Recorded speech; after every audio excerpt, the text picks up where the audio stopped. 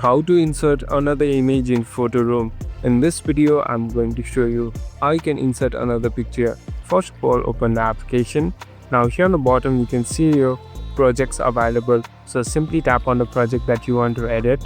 Now here on the bottom, you can see different tools available. Simply tap on this insert button. Now here, you can see different items available in your gallery. So you can select the photo that you want to input. So as you can see, this is a different object or different layer available. Now you can edit both of them and you can even combine both of them. So try blending them and use other tools to blend them together. At last, simply tap on this done button and it's okay. Thank you for watching this video. I hope this video will help you.